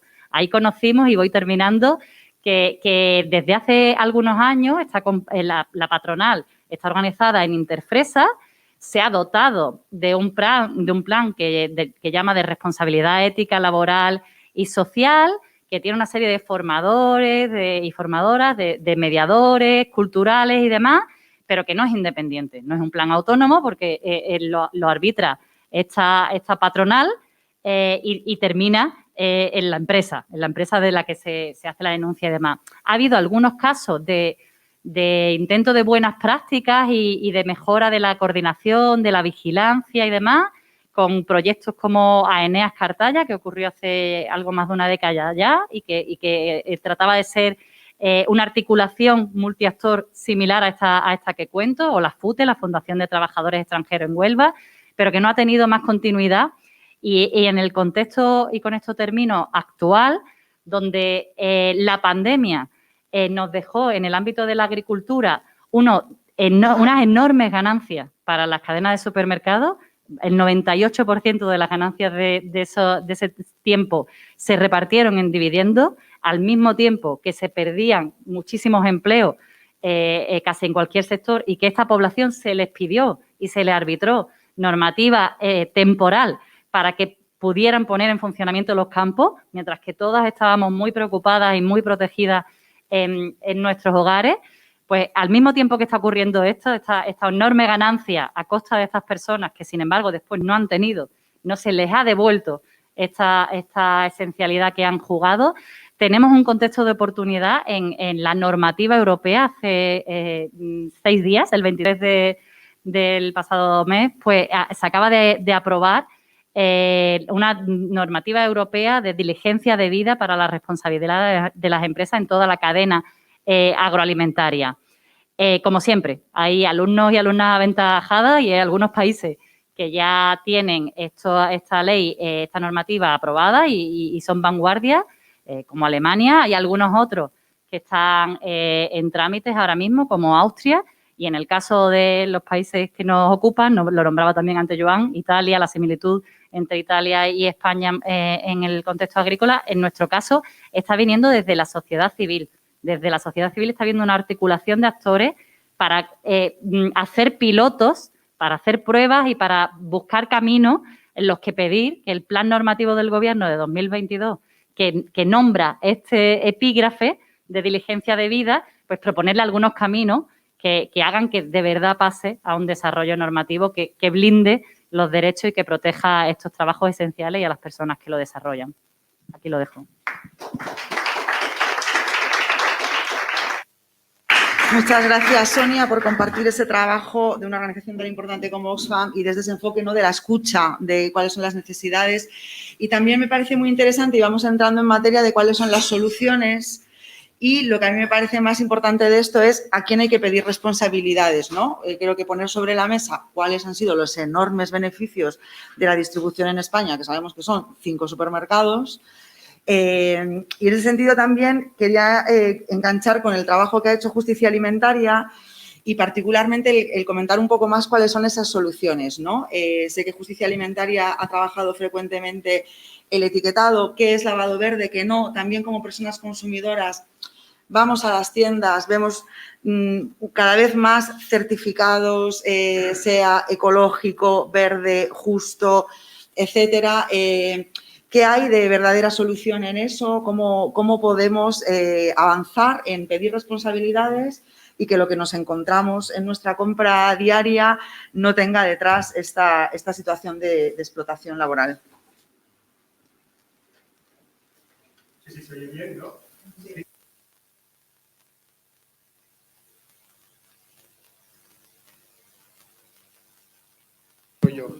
Ahora sí. Ahora, claro, era el botón. Una campaña que se llama Las mentiras que comemos y empezamos a trabajar, bueno, los temas de justicia social y alimentaria. Llevamos muchos años trabajando aquí en otros países de África y América Latina y entramos fundamentalmente por la nueva era en la que está entrando la industria alimentaria, que es esto del famoso greenwashing o el lavado verde, ¿no? Y tenemos una visión un poco muy crítica, ¿no?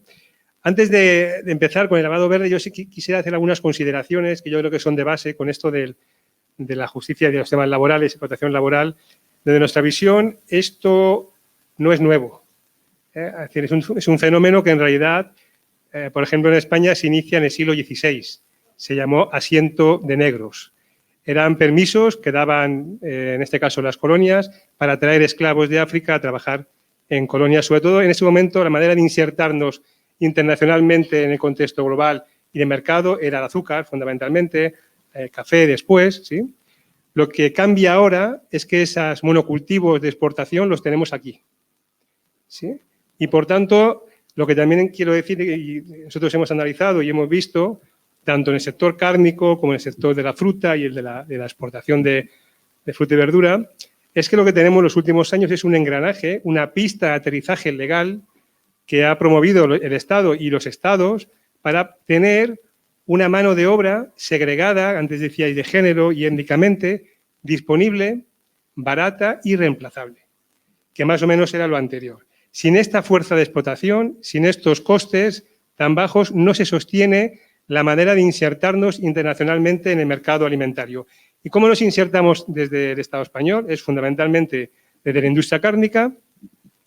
En el caso de Cataluña, por ejemplo, fundamentalmente somos un país cárnico, es un eje de rotación, y desde la exportación de frutas y verduras. Nosotros, sabéis que exportamos casi el 30% de todo lo que se consume en Europa de fruta y verdura viene del Estado español, fundamentalmente de Almería y de Granada. Cada día salen 1.500 camiones de exportación y esto se hace fundamentalmente porque tenemos una competitividad, porque es barato. Daros cuenta que casi más del 50% de los costes de los invernaderos es mano de obra. Y que llevamos años estancados en nuestra competitividad. No estamos mejorando. Quiere decir, el factor tecnológico, el factor de los mejores fertilizantes, de los mejores plásticos, ha llegado a un tope y ahora solo nos queda la explotación. Pero aparecen nuevos competidores, como Polonia, como Marruecos, como Túnez, como Grecia, como Turquía, como Argentina, que empiezan también a llegar a los mercados internacionales, ¿sí?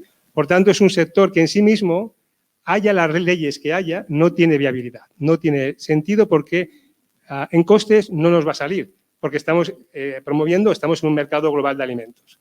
Por tanto, cuidado también cuando hablemos de las leyes, porque las leyes no están hechas en este caso para proteger, sino para favorecer que podemos tener o bien personas inmigrantes en el territorio que las podamos utilizar de manera barata, que ya viven aquí, o bien que podamos ir a buscarlas de una manera legal, traerlas y deportarlas. Este es un poco el esquema que tenemos, que es muy parecido al del siglo XVI, solo que un poco tecnificado. ¿Qué cambia? Cambia que la industria alimentaria se da cuenta, y sobre todo los consumidores en los últimos años, en el mundo alimentario, que empieza a importarnos qué comemos, que empieza a importarnos la salud, ¿no? Empieza a importarnos esto del etiquetado de la publicidad infantil. Aquí estaba antes que se ha ido Miguel, con el que hemos trabajado la ley de publicidad infantil que ahora se va a aprobar. Hace años daba igual lo que comían los niños. Ahora las madres y padres tenemos interés en saber qué se come, qué se pone en publicidad, qué no se pone. Esto por un lado, pero también todo el tema ecológico. Cada vez tiene más importancia el tema ecológico, si es bio, si tiene pesticidas, si no tiene.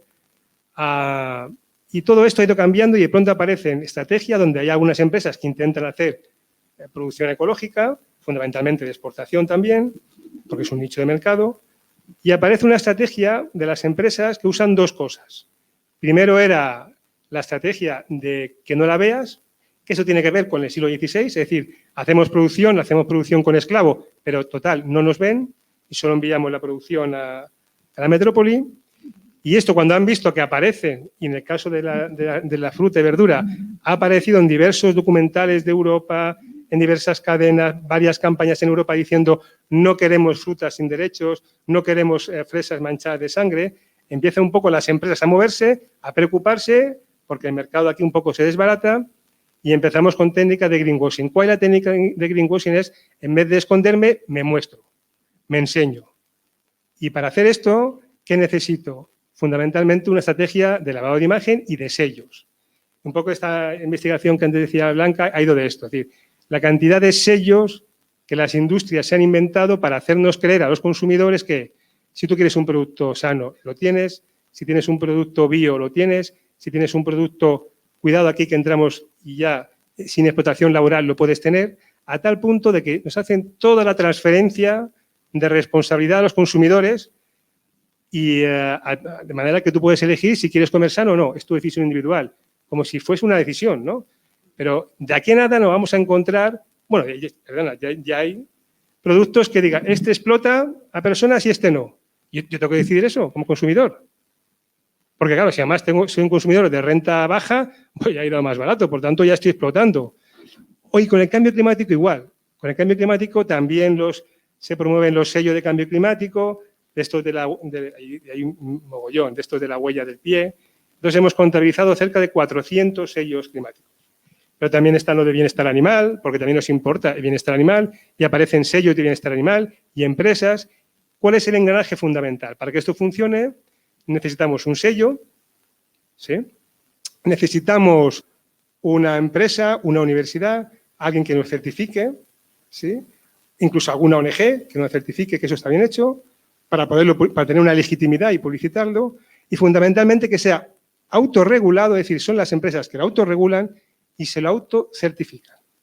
De manera que no entre para nada el Estado, que el Estado quede aparte de todo esto y que sea el consumidor final el que nos llegue con una confusión total. Entonces, esta es la estrategia que tenemos. Desde sellos, por ejemplo, los sellos últimos que hay de bienestar animal los ha hecho la propia patronal del sector, el sector porcino. Antes decía la compañera, los sectores de la fruta, de frutos rojos, también han creado su propia certificadora. Bueno, en climático, hasta el punto ya casi estrambótico, entonces hemos encontrado un sello de una gente, creo que era de Huelva, no quiero mentir, Huelva o Málaga, sino, perdona, de cerca de Doñana, que ponía fresas con agua legal. Que dices, ¡joder! ¿Y las otras cómo son? ¿Cómo las hacéis las otras, no? Con agua ilegal, ¿no? Cogida de pozos, ¿no? Bueno, a esta dinámica nos está un poco llevando la famosa estrategia de greenwashing, ¿no? Contra la que tenemos que ser claros, es decir, ¿qué necesitamos? La primera cosa es la prohibición de todos estos sellos. Es decir, las empresas, ni las ONGs, ni nosotros somos nadie para regular y autorregular y crearnos sellos e inventos para confundir al consumidor. Por tanto, es el Estado que tiene que regular y no nos haga decidir a nosotros, es decir, que sea una fruta legal, que sea una fruta con derechos y que no haya explotación y que no haya, obviamente, es decir, otras técnicas, ¿no? Que no podemos empezar a decir o a fragmentar el sistema alimentario de manera que quiero comer algo sano o insano. O, por ejemplo, ya vemos que muchos de los invernaderos de Málaga y Almería empiezan a ser ecológicos. Con la contradicción de que siguen explotando, muchos de ellos han sido los que han recibido denuncia en los últimos años sobre explotación laboral y eran ecológicos y se venden en Europa como lo más bio. Y son los que tienen más contradicción. Pero es que además, climáticamente, son casi peores que una huerta convencional con químicos. Ahora no explicaré por qué, pero obviamente también. Es decir, existen esas contradicciones y necesitamos, por tanto, ir a regular. Y una de las cosas fundamentales es, esto que decía el compañero Andrés, es que vía PAC esa condicionalidad social se inserte y se aplique ya. La última reunión que tuvimos con el Ministerio de Agricultura fue bastante triste porque nos vinieron a decir es que es mucho lío burocrático esto para hacerlo ahora, ya lo haremos, patada para adelante.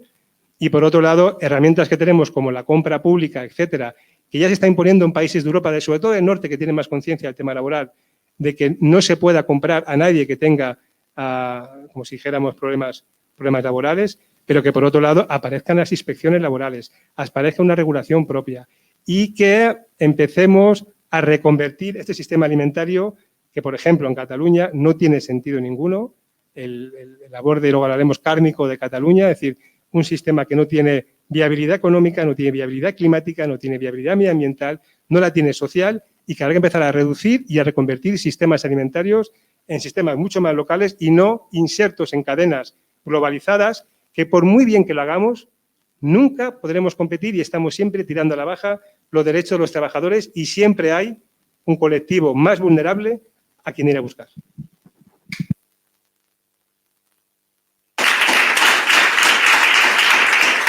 Muchas gracias, Javier, por apuntar también algunas soluciones. Desde luego, desde Amigas de la Tierra, nuestra propuesta siempre va a ser una legislación fuerte, que existan normas y regulaciones que impidan que esto exista, ¿no? Antes de dar pie, bueno, yo tengo un montón de preguntas más. Vamos a ver si la gente del público también, que creo que hay alguna. Pero sí quería, antes de dar paso a las preguntas del público, un poco el volver a los planteamientos iniciales, ¿no? Porque hay un asunto que a mí me parece preocupante de todo lo que estamos hablando y es el no perder el foco de que el modelo agroindustrial globalizado de exportación, ¿no? En que las personas y los productores están obligados a esa carrera a la baja. A mí me parece importante que no, evitar a toda costa personalizar en el sector agrario, que es diverso y que de alguna manera también es víctima de un sistema de explotación. No han elegido tener que exportar, no han elegido tener que bajar los precios, ¿no? Y que estas dinámicas de la agricultura de pérdida, de la agricultura familiar, las personas que pueden ser patrones en este caso, ¿no? Que les toca tener ese rol de patrón porque contratan a mano de obra, etcétera, también al fin y al cabo no han podido elegir este modelo y tampoco para esas pequeñas explotaciones familiares está habiendo alternativas y por eso también pedimos una transición agroecológica en el que la gente pueda realmente dejar de usar pesticidas, dejar de explotar a la gente y que tenga el apoyo para eso, ¿no? Y no llegar a un escenario ahí en el que 4 o 5 grandes empresas produzcan todo en ecológico, incluso en algún momento con buenos sueldos, pero en el que realmente despojemos a nuestro territorio, a nuestro medio rural, de su función principal, que es producir alimentos de calidad, sanos y en buenas condiciones laborales siempre. Bueno, aquí he añadido así un poco porque es algo que nos preocupa particularmente en Amigos de la Tierra, ¿no? Creo que hay alguna pregunta del público, Cris. Sí, adelante. Vale. Hola. Ahora se me escucha, ¿no? Vale, sí, tenemos unos minutillos. ¿Podéis levantar la mano por aquí? Vale. Hola, me llamo Juliana y no quiero preguntar nada, quiero hacer 2 comentarios. Uno, que tengo firmas fuera para la ILP de la regularización, o sea que si alguien no ha firmado, Amigos de la Tierra está implicado, no sé si alguien de Amigos de la Tierra ha traído pliegos, pero están fuera, lo he hablado ¿cómo te llamas? Con Andrés. Bueno, eso por un lado. Y otro lado para el compañero Saidu.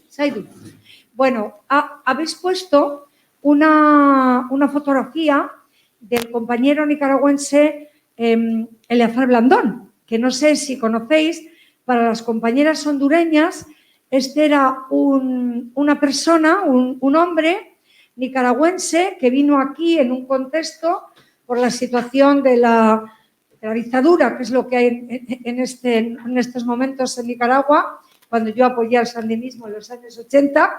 Bueno, el caso es que esta persona, principalmente para las compañeras hondureñas, estaba trabajando de manera irregular en Murcia, le dio un golpe de calor y le dejó el capataz, también inmigrante y en situación medio regular, en la puerta de un centro de salud de Lorca y murió. Comentar como espacio un poquito de esperanza, que yo formo parte de varios colectivos, uno de ellos, y Pilar también, que se llama Nicaragua Libre. Hemos puesto una acusación popular por asesinato. El proceso va lento. Tenemos el apoyo de una fundación, de un grupo de abogados, por la Fundación Pro Bono, y estamos dispuestos a intentar llevar hasta las máximas instancias que sea posible el tema de que no quede impune este tema. Lo digo porque nos parecía un elemento fundamental de unir la tierra, la falta de derechos, la precariedad y las consecuencias, como es en este caso la muerte. Simplemente comentarlo porque, bueno, pues también se pueden hacer cosas, ¿no? Y nos planteamos como organización, dado que era nicaragüense, esta acusación popular. ¿Vale? Gracias.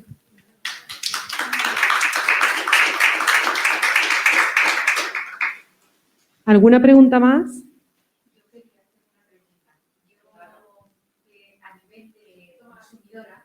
A nivel de consumidora, me gustaría que me dijerais...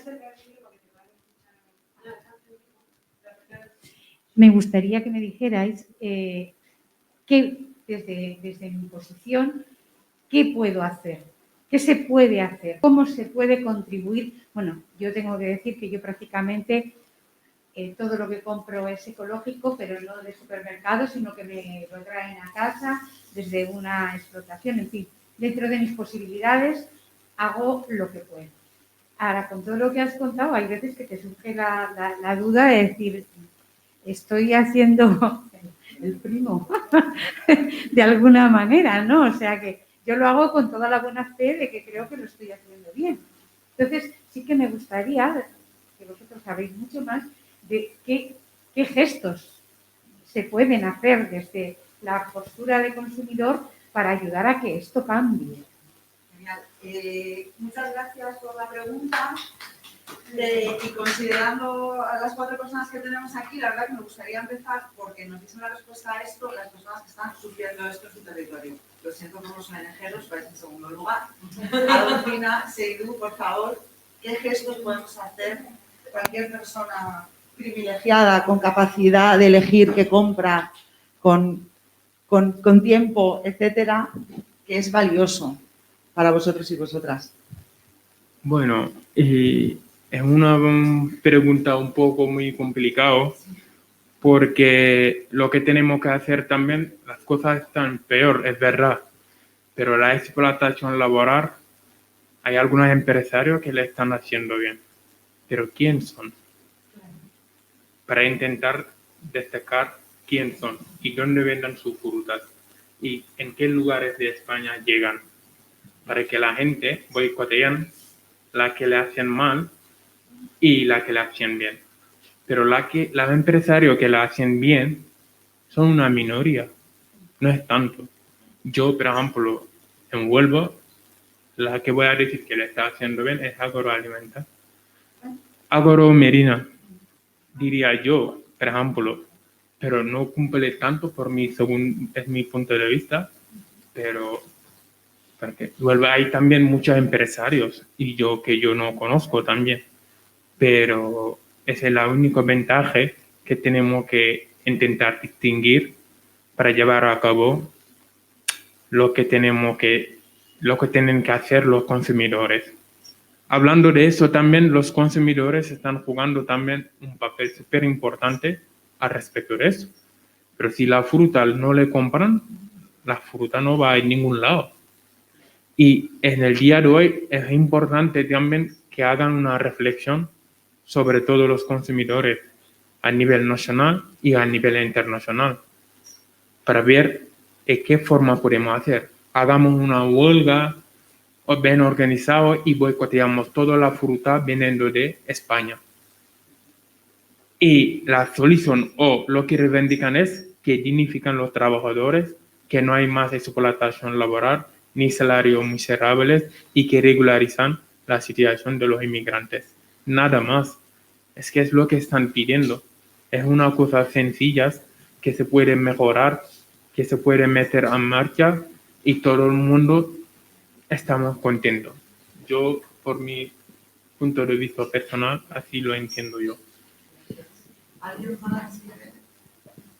Sí, yo pienso, ¿verdad?, que nosotros consumimos los productos así tan caros y a veces de mala calidad, ¿verdad? Porque el empresario, de ahí depende hacer todas sus ganancias, toda su riqueza, ¿verdad? A costa del trabajador que lo explota.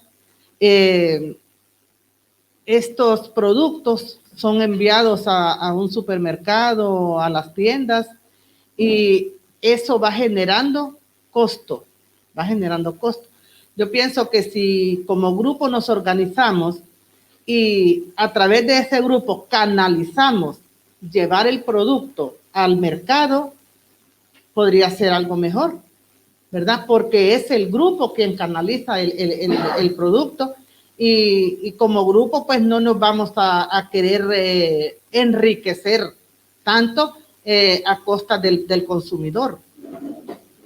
Esa es mi forma de pensar.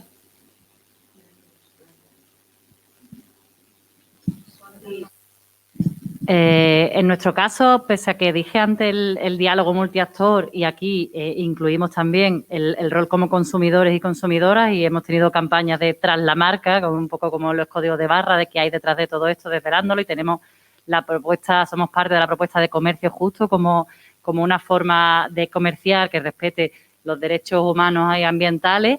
Pese a todo eso, nosotros el estímulo lo marcamos en el Estado, o sea, quien entendemos que tienen que blindar que no hay fuga y que no sitúan de nuevo en la responsabilidad individual una cuestión que es colectiva y de política pública, es en el Estado. Y para mí habría como tres líneas actualmente.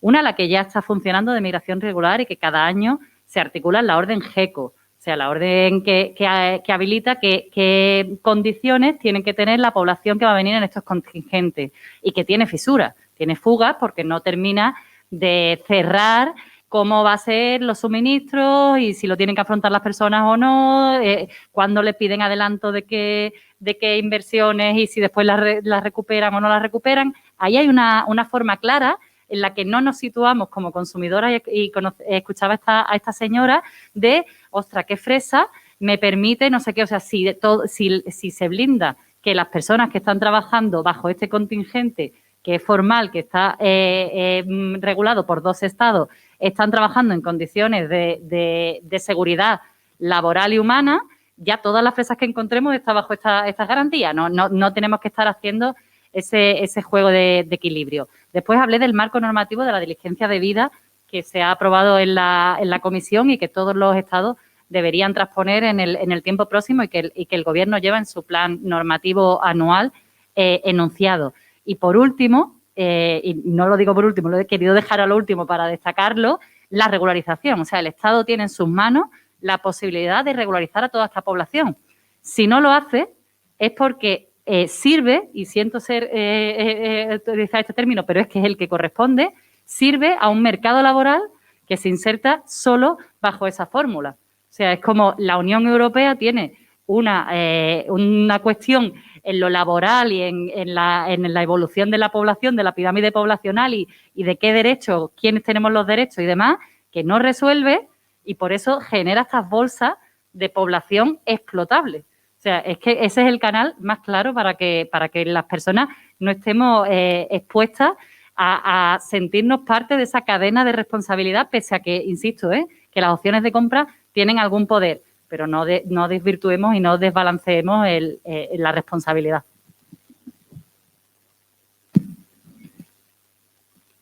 Hay que pregunta más complicada, Yo muy rápido. Antes no lo he dicho, pero me parece que es importante decirlo porque no se nos olvide.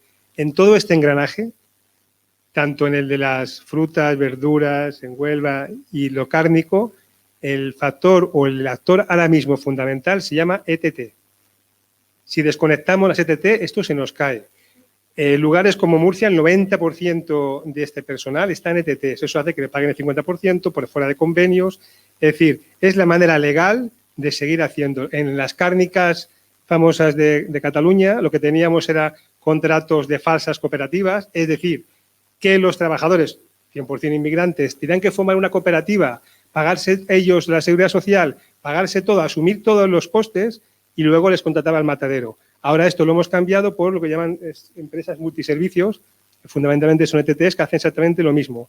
La otra manera fue cuando en Cataluña se prohibió la ley del año 2017 para prohibir este tipo de de cooperativas falsas, lo que hacían era contratar cooperativas falsas de Aragón. O sea, siempre hay una manera de ir un poco o de la, ¿no? Dicen los franceses. El consumo, nosotros pensamos igual, es decir, es muy complicado desde el consumo, lo importante es tener conciencia porque muchas veces no podemos decidir ni siquiera por renta. En España casi el 50% de la población no puede decidir comer ni siquiera sano. Pero si puedes hacerlo y tienes tiempo, fundamentalmente hay dos, para mí, espacios importantes. Uno es todo lo que tiene que ver con la reivindicación de la compra pública en escuelas y demás. Ahí hay un efecto. Hay que pedir que esa compra pública esté ligada a sistemas alimentarios locales y, por tanto, campesinos. Eso es muy importante, esto es clave. Y salir de esta dinámica de grandes caterings y salir de las grandes mayoristas. Esto es clave y se puede hacer. Y nosotros ahora hemos presentado a Cataluña nos han pedido al gobierno una ley catalana de compra pública. A ver si la aprueban, porque necesitamos ya, y también en Madrid y también en cualquier autonomía. Eso por un lado. Luego, disminuir lo que se pueda el consumo de carne y salir corriendo de los supermercados. Es decir, intentar buscar la producción más cercana, más conocida, si puede ser, aunque sea, si puede ser ecológico mejor, pero como puedas, pero que sea que alguien que puedas trazar la cadena, ¿sí? Detrás de todo lo demás, que vamos a encontrar sellos. Es más, yo te diría ahora, cuanto más sellos veas en un producto, cuidado, cuidado, cuidado.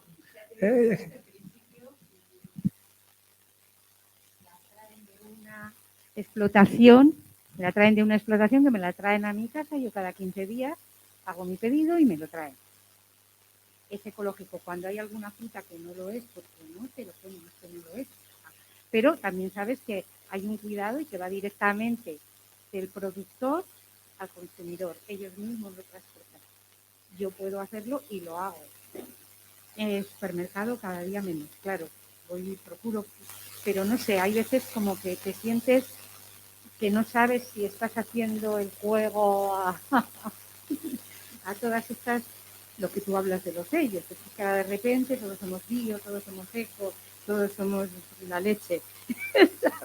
Entonces, bueno, hay cierta confusión, independientemente de la conciencia que tenga cada cual. Y una cosa para clarificar, en este momento solo hay un sello público, que es el sello ecológico, el de la hojita.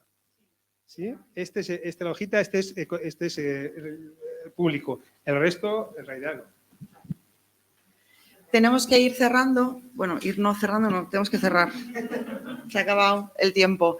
Quiero agradecer enormemente a las participantes de esta mesa redonda. Por orden de distancia, Sonia de Sevilla, Javier que ha venido de Barcelona, Seidu que ha venido de Huelva y Adolfina que ha venido de Honduras, ni más ni menos. Todos muy bienvenidos y muy valioso contar con su presencia aquí. No os olvidéis de firmar por la regularización. Y hay algunos informes por si os interesa saber más sobre el tema. Y nada, y agradecer también la presencia de todas las personas que estáis en esta sala y que nos habéis seguido online. Seguiremos trabajando e informando sobre este asunto.